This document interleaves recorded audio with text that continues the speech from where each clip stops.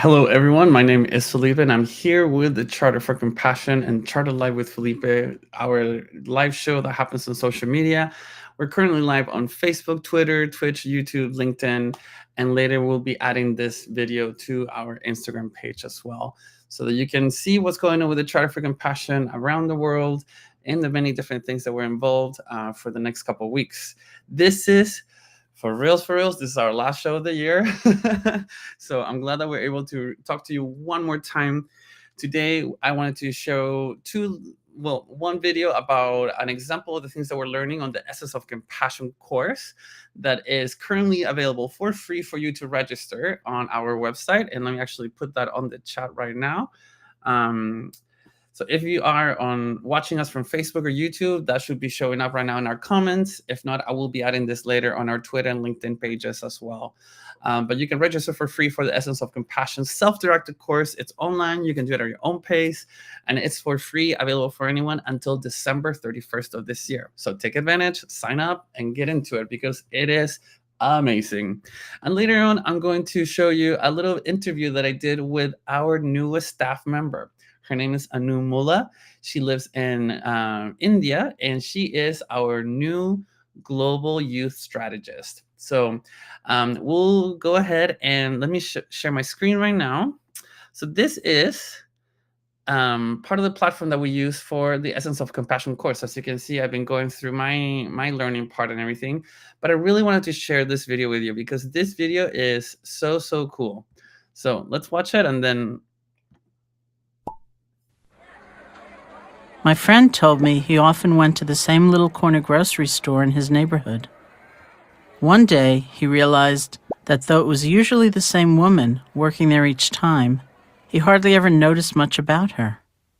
He felt shocked at himself and thought, for all I really pay attention to her, she might as well be a cash register with arms. So he went into the store, determined to actually pay full attention to her. The first thing he noticed was that she was singing along to something playing on the radio, and that she had a really beautiful voice. When he said that to her, she responded with a wide, radiant smile.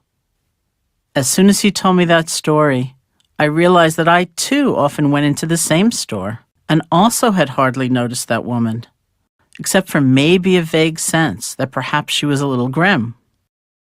I made a plan. I'm going to go into the store, say to her, I heard you have a really beautiful voice, and watch her get really happy and give me a beautiful smile. But when I went into the store, actually paying full attention to her, the first thing I noticed was that she was already smiling broadly. Wait, what happened to a little bit grim? I realized again how much of a person we miss when we don't pay attention. People are people, not pieces of furniture. We each have a life, a story, changing moods, joys, sorrows. And if we pay attention to one another, we recognize that, and our lives are enriched by a continuing sense of discovery. That's the opening to true compassion. Sometimes we think of compassion as a gift, which we've either gotten or we haven't. If we haven't, we're out of luck. Or we think of compassion as some kind of emotional reaction that spontaneously erupts out of us. I think of compassion as a natural result that comes from actually paying attention. That means we can continue to cultivate it.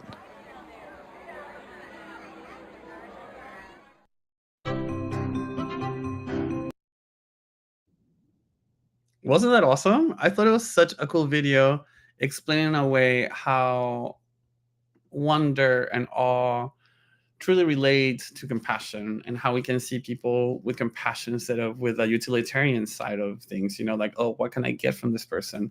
So that is a very inspiring message. And those are the kind of content that you can find in the Essence of Compassion course. Again, free until December 31st for you to register. After that, it is $25, which is the regular price that we always charge for it. So now I wanted to finish this live show today with a discussion that I had with Anum. I interviewed her yesterday, and obviously for reasons of time, she's in India. So right now it's about 1:32 in the morning. So We record this interview, and I wanted to show it to you now. Welcome to the charter staff. Like, how amazing it is that you are part of this group now, and that we have your knowledge and influence to create more change and more ripples of compassion in society in general. Yeah, so why don't you tell our viewers a little bit about yourself? Thank you, Felipe, for such a warm welcome. So, just a quick bit about myself.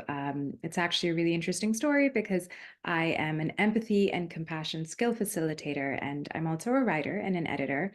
And the interesting part is that my journey to becoming an empathy and compassion skill facilitator actually started with or through, that might be a better way of putting it, through the Charter for Compassion quite a few years ago now. I took some courses with the Charter Education Institute, which I strongly recommend anyone who is interested to visit and have a look. There's some great courses there. And I think for me, just at a very deeply personal level, I came to the understanding of compassion from more of a spiritual perspective. And I really wanted to widen that perspective from the background of neuroscience, because there's so much about that in the world, and there's so much data now about what our brains are capable of when we speak about compassion and the dysregulation of our nervous systems and versus the regulation of our nervous systems. And there is so much wonderful terminology out there and so many resources. And I think for me, that's really what drew me to the charter, is kind of trying to really hone my own skills and my understanding of compassion. And that just opened doors to so many different wonderful programs. And long story short, I ended up becoming a facilitator for many different trainings that are compassion-based education trainings. Some of them I can name, which is the Compassionate Integrity Training Program, the Social, Emotional, and Ethical Learning Program, as well as the Crossing Borders Education Programs. And I think through these three programs, I have had the wonderful opportunity and platform to really connect with so much youth across the world, primarily educators, informal educators, formal educators, a lot of individuals who are in the space of doing human rights work. So we've had wonderful trainings, my team and myself, just to really be able to take content and understand it from a neuroscientific and neurobiological perspective, and really get to the bottom of how we as individuals and as communities and then as systems can work towards creating a more compassionately informed or compassionately conducive ecosystem that hopefully societies can thrive in. I was asked to participate and sit on the board of trustees for the Charter for Compassion as a youth member. So my focus on youth has really been, I think, propelled further through the board for the Charter for Compassion, because there are many great programs that we are working on that we hope to roll out in the coming years, starting with 2024, of course, that will engage more youth in compassionate actions. That's amazing. Thank you for that. And so your position is the Global Youth Strategist.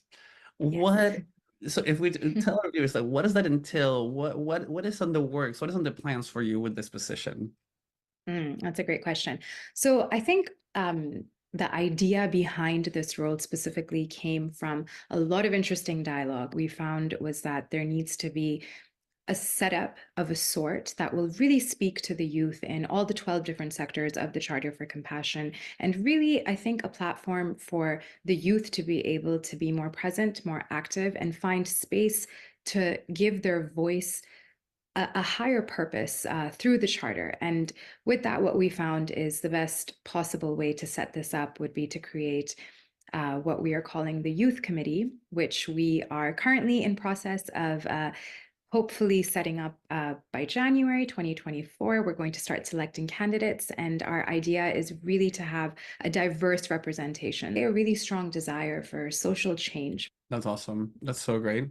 And so, what do you think could be some barriers that might make this a little bit more complicated? Seems like people are afraid of compassion, or thinking that compassion might be a reflection of weakness, when in reality, it's a whole principle of action to make everyone better and societies better.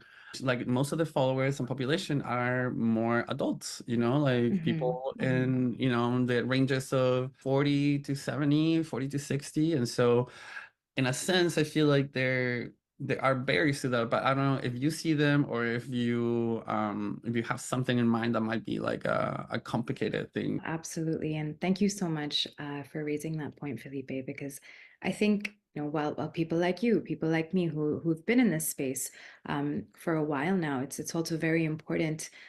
While we bring what we bring to the table, it's very important to acknowledge the barriers. And also, I think the stigma around it, for lack of a better word, or in one of the trainings that I facilitate, compassionate integrity training, we call this a cognitive distortion, or in a more interesting terminology, it's also called a thinking trap.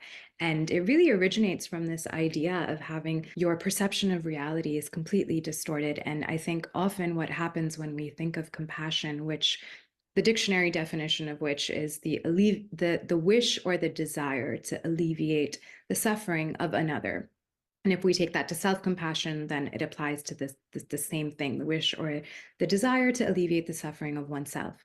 And I think with that comes a huge thinking trap. And I'd love to go back and pick on the word that you used, which is weakness, because I think that is a thinking trap. I think a lot of people think that when you speak of things like empathy and compassion from a human values perspective, it is often conflated with weakness. And it's also often conflated with just being kind or just being loving or just having, again, for lack of a better word, a very fluffy approach to these things, which I think people like you and I, who have been in this field for a long time, we know that that's far from the truth. It's very sad to see that, but it's also very inspiring, because I think for anyone who is coming to the table to have a deeper understanding of what compassion is and try to understand it in the world that we live in today, it doesn't take long to get to the point of really breaking, I guess, that glass ceiling, if you will, and getting to the table to understand that compassion is actually strength. It takes an enormous amount of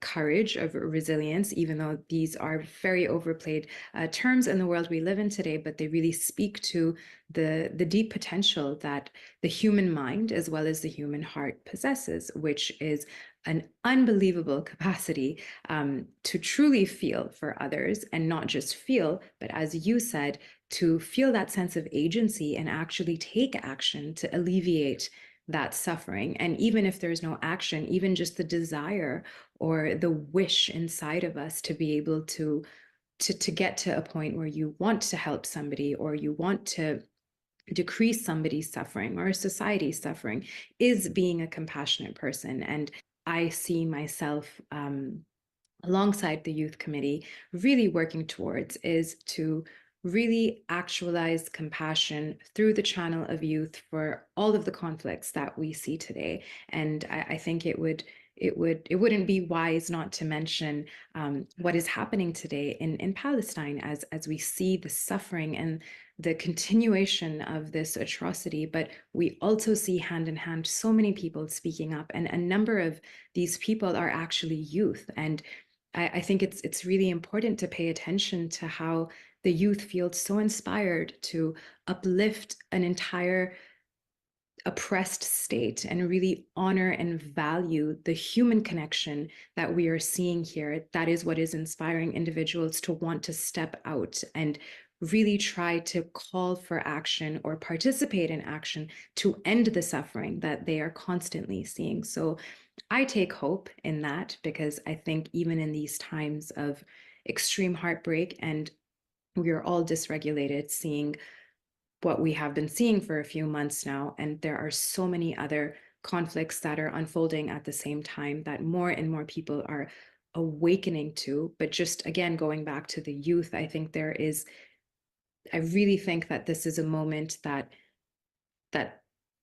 is serving a massive call to action. And that is what I truly hope that we are able to really not take advantage of, because that sounds terrible to say, but really capitalize on, to invite more youth to participate in organizations and institutions like the Charter for Compassion, as well as the many other partners that we have that are working towards creating a more, like I said, compassionately informed and compassionately conducive ecosystem and world, so that we hopefully create a better world for those that we're going to leave it behind for. Sorry, that was a very long answer. Hey, you were feeling it. I'm feeling it. I'm sure that our viewers are feeling it because it's true. It's right. And you know, while you were, you know, talking about this, there are like things that came out to me, you know, like understanding that compassion is a principle of action. You know, we see someone in pain, we feel their pain, and we take action to eliminate that pain. That's compassion. At least the Yeah. definition of the Charter for Compassion is compassion. But then also I started thinking about the uniting principle of the golden rule: treat others as you want to be treated, which is, and this is like the most secular way to say it, but it is in the Quran, it's in the Torah, Mhm. it's in the Bible, it's in so many other sacred texts of different religions and civilizations throughout the world. How could we not see that, you know, or forget about it? And so, and that's really how the charter started, with like with that tech talk by Karen Armstrong and the Golden Rule, and how, in a sense, religion has been taken over by the greed of men, and changed to that. And so there's so much to it, and we could spend hours talking about this. So We could.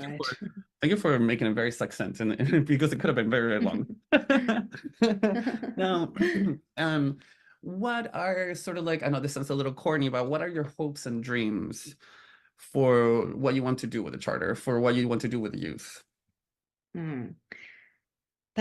I think that's a little hard to answer because there's so much. But if I could articulate it or attempt to articulate it in any way, um, I think in terms of a short-term goal, the idea, like I said earlier, is really to set up a diverse youth committee, and also to be able to create more sustainable trainings that will hopefully have some kind of a ripple effect, in the sense that we would like to be able to train different communities across the world in a way that they can take that training and then further implement it and train other individuals. So I would love to see the charter, through the youth committee, really set something like that up, because I think that is the fastest way for some kind of change to plant a seed of change. I will top your corny and give you another corny line. um, but I think that is really what we need. The youth all over the world plays a paramount role in actualizing any of these things that we talk about, because they are our tomorrow, right? These are the people who are hopefully going to be leading the world, and let's sidebar that and hope that they lead the world in a much better way than it is being led today. Who doesn't love a ripple effect, right? We always talk about how ripples of compassion can spread with just one act. So that's exactly where Absolutely. it goes. Anum, thank you so much for joining us, for taking the time to introduce yourself, telling us a little bit more about your position and what you're hoping to see with the work that you do during your time here at the Charter. Are there any last words that you would like to share with people before we close this? Thank you, Felipe. It's always such a pleasure to chat with you. And yes, I actually do have a few last words for anyone who is still listening. So, as we mentioned, we are really looking forward to creating a youth committee. So, this is, take it as a call or an open call to anybody who is interested. We are really looking for youth that want to be involved, even if you're not involved in work that you feel falls under the category of compassion. We would love to hear from you. The idea is really to create a diverse network of youth all over the world, and I think it would be great if we heard from anybody. So feel free to reach out. I think the best way to reach out, Felipe, would be through So because social I mean media, this or is gonna, yeah, so this is gonna go on social media, so you can easily put it on the comments. You can leave us a message on Facebook, yes, Twitter, YouTube, LinkedIn, Twitter. We're all over the place right now going live. So yes, so you can that would just be do that, perfect. or send an email to contact@charterforcompassion.org. Perfect. Yes. I think, and the other thing I do want to mention, again, call to action is, even if, let's say, somebody isn't interested in sitting on the youth committee, the idea is to really strengthen and grow a youth network for the charter. So I think this is it's an open call to anybody who is youth, or if you know anybody who is in the category of youth that would love to be a part of the network, we would love to hear from you. Perfect. Anum, thank you once again. And thank you everybody else that's watching, and we'll be seeing you next year after the second week of January. Thank you so much.